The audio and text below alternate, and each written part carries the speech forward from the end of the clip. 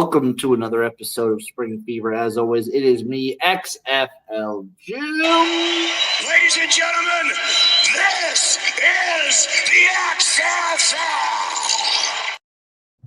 Joined, of course, as always, by the incomparable, the immeasurable, the illuminating, the illustrious Eric, a.k.a. Etoff21 Sports, a.k.a. Uncle fucking Rico.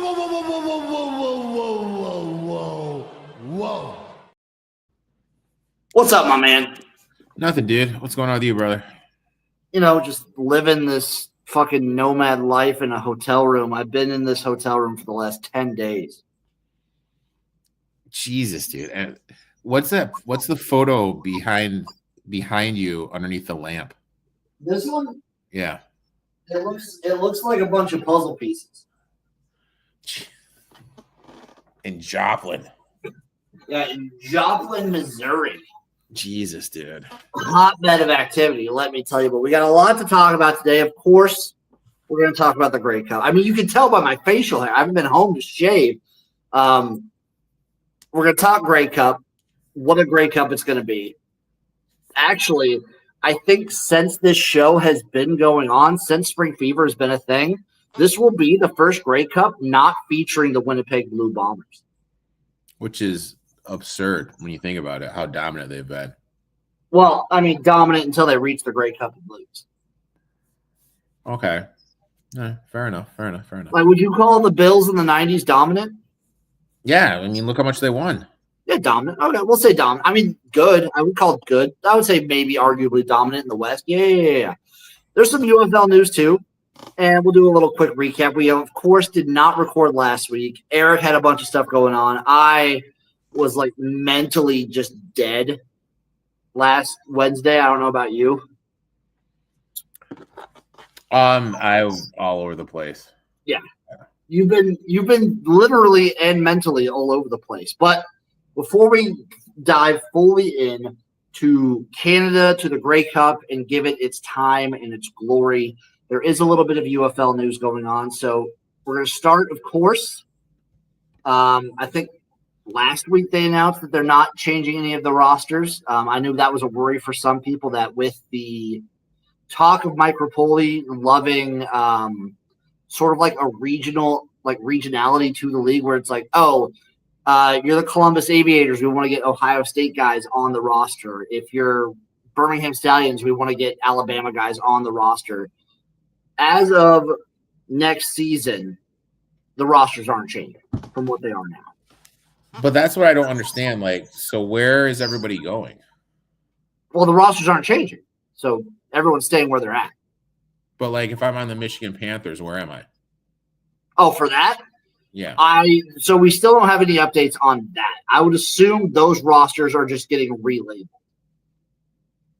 Because I don't think, just because everyone is still based out of Dallas, okay, I don't think it would make sense to, like, shuffle those rosters up completely rather than just reskin them. Okay. So you've got what? You got 3 rosters that you need to just change markets for. Mm-hmm. And then probably also maybe find new coaches. Yeah. But none of that, like, no one's getting reshuffled as far as I'm aware. There's no, like, draft going on. Okay. The other news, there's some rumors out there, Eric, that the United Football League is potentially exploring in an official video game. I'm sorry, which one? The UFL is interested potentially, the rumor is, in a video game. Okay. I would love that. I know there's some hardcore fans out there that would love that. I know Eric's not much of a gamer. Jim, what are you talking about, dude? I'm on year 4, dude, of the college football game. The new one? The one from last year. Okay. I've built Akron up last year. We made it to the college football playoffs, lost in the first round to Georgia. This year we're starting off 2-0. So there you go. Respect it. My build team because I don't have the new ones, but back in the day it was I was built up Hawaii. Okay, respect. I built up Hawaii into a powerhouse. And then the biggest news in the UFL that I guarantee you Eric did not hear. Maybe he did. I don't know. That's the reason I'm wearing this Philadelphia Stars t-shirt today, to commemorate like the last dying breaths of the USFL as Daryl Moose Johnston exits the United Football League. Really? Yes, Daryl Johnston no longer with the UFL. Why? We don't know. He's no longer in the he was an executive of the league. The league itself decided not to renew his contract. Okay. So I would like to take this moment. Thank you, Daryl Moose Johnston, for bringing spring football back after the XFL in 2020 departed. The USFL in 2022 was the first spring football league to complete a full season since I believe 2010. Mm-hmm. So great on that. The USFL was wonderful. I loved it. And Daryl did a lot for spring football. He did a lot for just the sport of spring football. I wish him the best. Yeah. Yeah. I mean, that first season was special, dude. I remember, we were streaming a lot. I really felt in all the years this has been going on, this is the most that I've felt connect. That was the most I felt connected to the sport. I thought 2023 was really good. Yeah. When we talked XFL and USFL happening at the same time. But 2022, I don't know, something was super special about just watching spring football on every single week. And then that was the first, I actually got to go to Canton, embrace and experience the spring football fandom and the championship game. The first ever, modern spring football championship game. Oh, always remember it. I will cherish those memories that are here partially, mainly thanks to Daryl Johnson. I would say RIP, rest in peace, but he's still alive. So, well, I'll say it for you. Rest in peace. If you're not involved with spring football, you might as well be dead. That's what I'm going to say. Other than that, Eric, not really a lot of UFL news, but there is some major CFL news. So, quick recap through the playoffs. Winnipeg fell to Montreal in the first round. Calgary fell to BC. So Winnipeg fell 33-42. Montreal wins that one. Western semifinals, BC squeaks by Calgary 33-30. And then in the finals, Montreal bests Hamilton in a 1916 slugfest. And the Saskatchewan Roughriders beat the BC Lions 24-21. Great games in the semifinals. Pretty good games in the actual in the quarterfinals, I guess we'll call them. And now we have the Grey Cup of the Saskatchewan Roughriders facing off against the Montreal Alouettes. Whew. That's a great matchup. Hopefully. Are you going to stream it from Joplin, Missouri? I'm not going to be in Joplin, so this is my last night in Joplin. Allegedly. Thankfully. It will be. It's been a long 10 days. Allegedly. I will be streaming this game. It will be Sunday at, I think, 5 p.m. our time. Okay. So I will be streaming. Okay. This will be happening. You can watch the Grey Cup at my Twitch channel, twitch.tv/XFLGym. This was, I think, when I power rated the potential Grey Cup matchups, this was number 3. This was either number 2 or number 3. Because Saskatchewan throughout the entire season has had the best defense, has had one of the strongest, put together teams. And Montreal, since Davis Mills has been back fully healthy, they've been the best looking team overall. They've looked powerful. Did you say Davis Mills? What the fuck? Am I getting this name wrong? Am I stupid? I am stupid. Long Neck Mills? No, it's not that. It's not that Mills. Oh, wow. Okay. I was trying to look it up on the laptop. Let me see if I can just look at these guys. My work laptop that I'm using blocked it. Davis Alexander. That's why. Yeah, thank you. I can't read the chat because I'm on my phone, but thank you. Since Davis Alexander's been back fully healthy, the Montreal Alouettes have looked like they've been the best team in the league. And for the most part of the season, Saskatchewan has been the best team in the league. So this is a very fun matchup. I guess technically Montreal's claiming the home team status, so that'll be fun. But it's in Winnipeg, so it doesn't really matter. What do you think of the full season? Like, what do you think of the playoffs? How do you feel Eric, at this point, now that we're at the Grey Cup? I feel it's been a long year, Jim. A long year. A long year, Jim. I said this last time, Eric. This hasn't been any longer than your typical NFL season. I just feel it's been a long year, Jim. It hasn't been any longer than your regular NFL season. I feel it's been a long year. It's been a wonderful ride. This is also, I just want to take this moment, take this Grey Cup, because this is the last Grey Cup we'll have under the current CFL rules. Because they're changing next year, baby. They're going to more Americanized, right? I guess a lot of people are saying Americanized. I just say different. But, yeah, they're changing. So, as it stands, Saskatchewan are 4-point favorites in this game. The total's 49. I couldn't find a money line for Montreal yet. Okay. So I was kind of messing around. This is where my head's. No, this is where my head is. Okay. Now, tell me where your thoughts are. FanDuel out by me has the most odds up for this. Okay.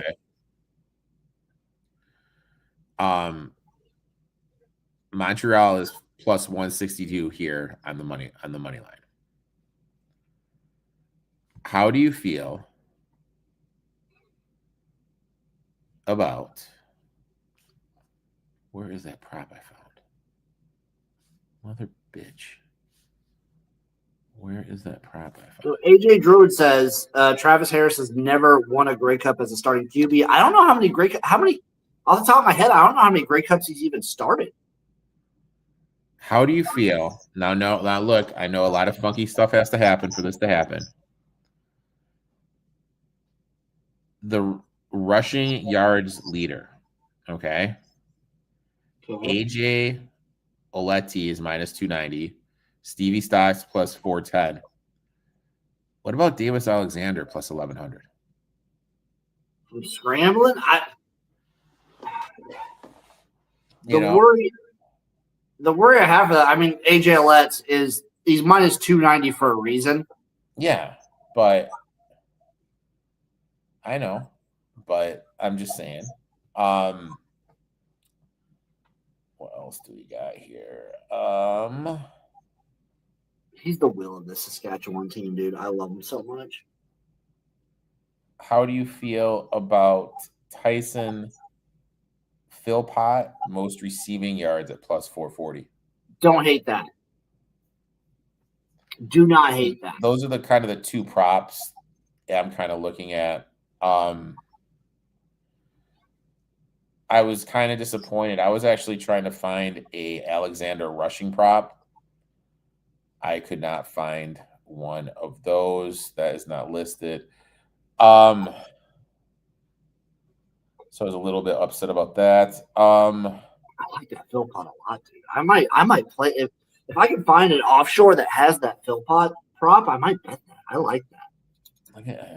And then that obviously I'll play the first half under like I always do in championship games. That's just a system play at this point. First half under 24.5. So I like that. Yeah, both defenses playing really good right now. You know, these touchdown props. AJ I also can tell you that, like, when was the last time Saskatchewan made the Grey Cup? So they'll have some pressure. How do you feel? I'll just throw out some touchdown numbers.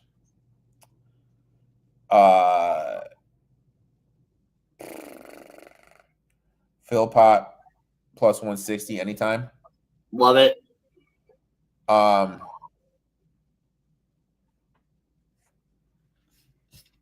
Some in the chat comments, Alexander won't run unless he has to. 2013, Saskatchewan was in the Grey Cup. How was their last one? Was 2013? Yeah, it's been over 10 years. What about AJ's plus 550 to be the first time touchdown? After that, Stevens and Amelis 10-1, Pillpop 11-1, Patterson 10-1, Johnston 12-1, Sneed 13, Myers 16. God, I wish they had an Alexander touchdown prop. I mean, the issue is they bring the short yardage guys in. Eric, you're gonna hate me for saying this. I don't hate Shea Patterson. First touchdown. Yeah, he never. What's his anytime touchdown? Shea Patterson plus 160. Yeah. Plus 160. But I mean, Davis Alexander's plus 700. Yeah, well, I mean, you got to remember in the CFL, they like anytime you're close to the goal line, they bring in the short yardage back. I know.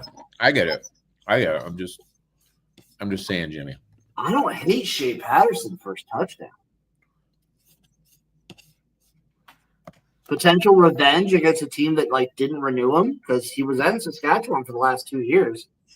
That's because he sucks. He was great as a back. He was fine as a backup. What do you mean? He sucks. He was fine as a backup. Awful. He's awful, Jim. No. He Shea fucking Patterson did. You mean 2-time All Big Ten, Shea Patterson? He was never All Big Ten. I'm looking at the stats right here. There's no way it was Big Ten. Yeah, 2 times third team All Big Ten. Dude, that's third team All Big Ten, dude. I'm third team All Big Ten just sitting here, dude.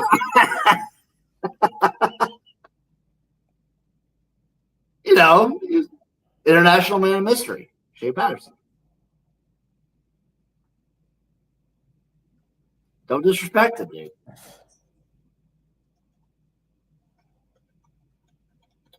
I don't hate him first touchdown. I hate how difficult it is to find Grey Cup props. Yeah, I mean, I can only find them on FanDuel. Well, shout out FanDuel for that. Shout out the Blue Book. Because I think that's shitty. Do you have anything else? Do you have any spread on the game? Are you going to take Montreal plus 4? I was probably going to do first half. What's Tommy Stevens' first touchdown? Who? Tommy Stevens. Stevens. 10-1. I might take that. All right, let me see it. Let me see if Bet Online has anything cooking with the CFL. I might take Tommy Stevens' first touchdown. Oh, they have Montreal plus 4.5. Yeah, I mean it's not any different. That's just a half point. FanDuel has them plus 3.5. Ooh, FanDuel has okay. Well, Bookmaker has a 4, has a straight 4. So shop around, folks. I'm definitely taking the under. I'm definitely going to take the under 24.5. I mean, that's a no-brainer for me. I'm going to play a little bit on Pillmont to have the most receiving yards. And I'll put a little bit on Alexander anytime touchdown. And if I can find some Alexander rushing yard props, I'll look in that direction too. I will take both a Shea Patterson and Tommy Stevens anytime touchdown. I will take Phil Pop most receiving yards. I like that. I'll also take a Tommy Stevens first touchdown. And honestly, I'll take Montreal plus the 4. 4.5 I can find. Yeah, 4 plus 4.5, give it to me. This is going to be a close game no matter what. I don't hate the under. I like the first half under. And yes, I will be streaming, and yes, I will be hyped. And I'll try and find some Molsons. Do they serve Molsons in Nebraska? No, but maybe I can find some Labatt Blue. Labatt Blue. Oh, dude, yeah, I love a good Labatt Blue. The two teams, Montreal is the healthiest of them. Saskatchewan has a lot of injury. Yeah, that's true. There are some injuries, but I also believe Montreal is that team that's playing with a lot of momentum right now. Mm-hmm. Since Alexander's been back, they've just looked hot. Which I don't know about you, Eric, but I buy into that stuff. Okay. Like, there's something to be said about a team that's coming into a playoff hot. And they haven't had the break. Like, they've looked good in all of their games. I also think, Davis Alexander as a full game participant this season is, one loss? Mm-hmm. So, I don't know. I believe in Montreal. I don't hate the money line, but I think no matter what, it comes down to the wire, and I like the +4. I think 4 is too. 4.5, 4, anything like that. Love it.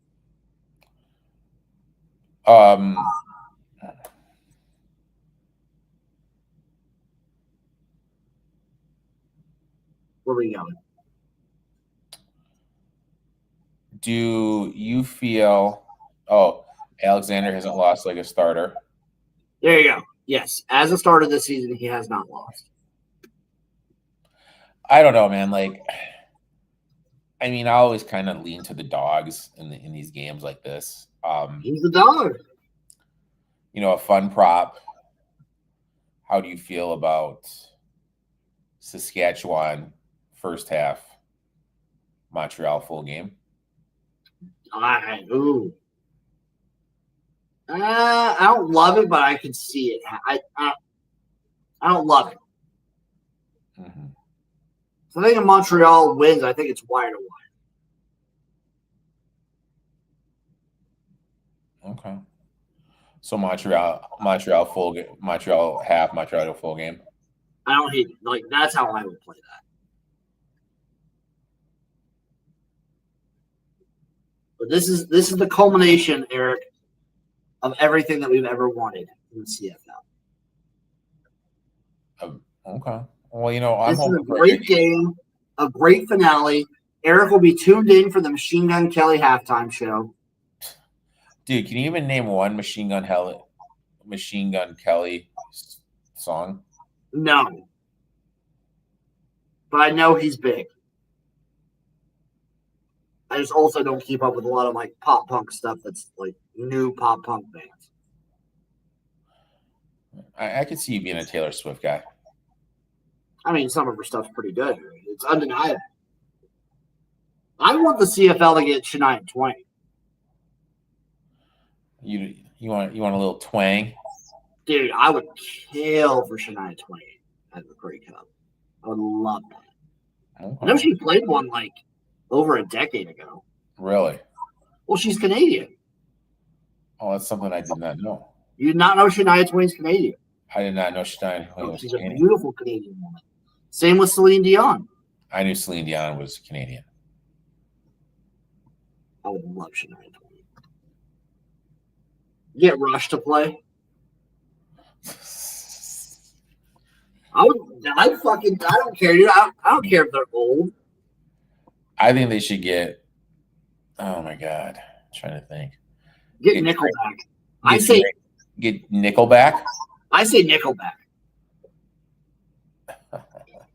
Dude, I would love Nickelback to go for a Grey Cup. Didn't they have Third Eye Blind like last year or something?